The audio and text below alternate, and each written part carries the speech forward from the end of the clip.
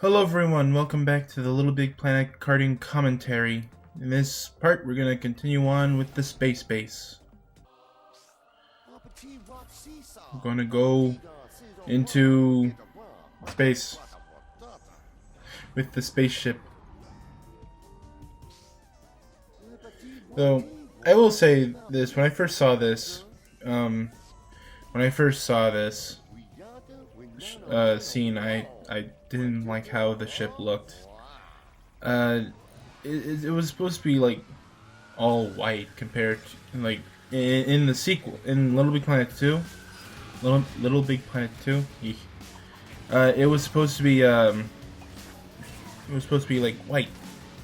Here it's brown, made of cardboard. It's made of like brown standard cardboard, and it looks ugly. You know. One other thing that I did was that I changed the cart from a part 12, I think, to this because, you know, we didn't really drive that previous cart. Instead we drove like the bee and the bunny, you know. So I thought, you know, it's fine. I'll just change it. It's fine. Yeah, there goes me.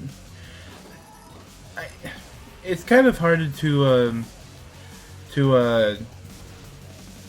see where the opportunity to do a spin is. Another thing is that I'm pretty hasty when it comes to races. So, yeah. Through the eye. And out the other.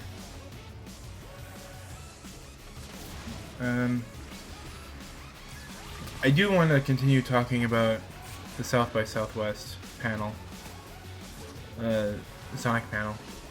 And I'm just gonna say, I like where Sonic Mania is taken. You know?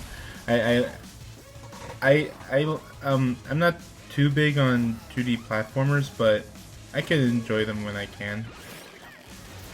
And seeing Sonic Mania getting some content is nice. Then the physical copies, you know, in the art book, Mighty the Armadillo and Freddy the Flying Squirrel, two characters that haven't gotten any action in some time. It's nice. Though, let's jump from the 2D platformer to another racing game. This Sonic racing game that they've teased at. My guess is that they're gonna show it off like in E3 somewhere, probably in the Nintendo panel.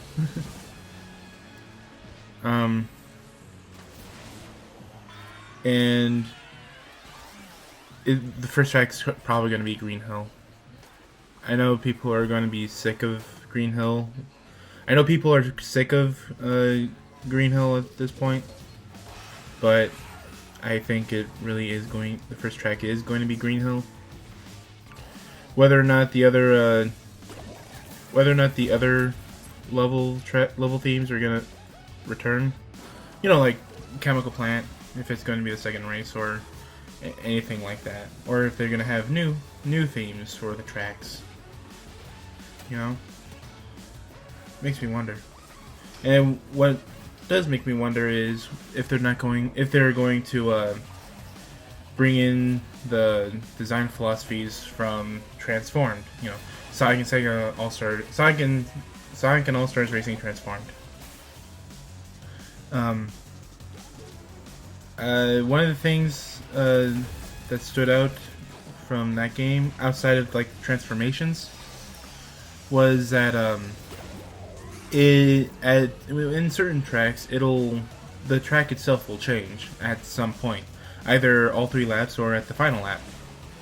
And well, I'm wondering if they'll do that for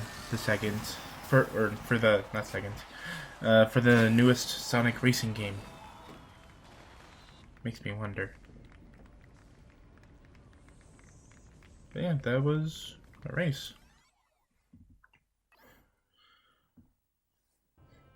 I feel like I got a stuffy nose. Gotta rectify that. Anyway, we took the spaceship into the titular space base, I guess. You know, for a place called the space base, it doesn't really appear until halfway into this world.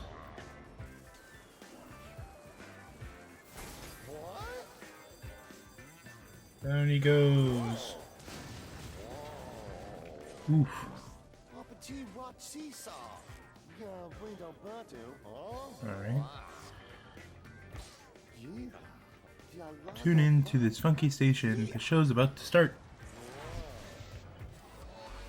So yeah.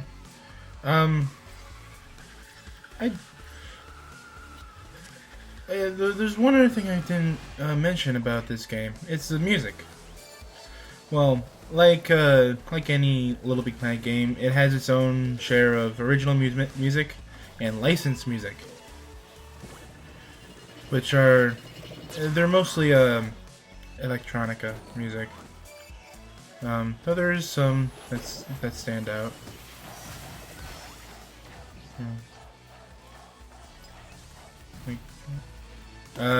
This one is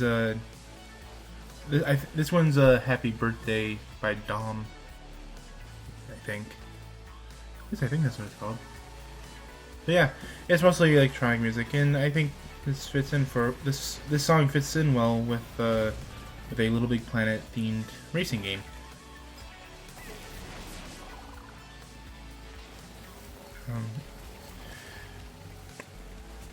Jeez, gotta cut out those coughs. But yeah, I think this is around the time that I decided to wise up and just keep holding the item while I do my best to keep first place, which is something you'll see that any good kart racing player would do. You know, remain in first place while holding onto an item. So I do like the design of the space base. It's very purple. But yeah.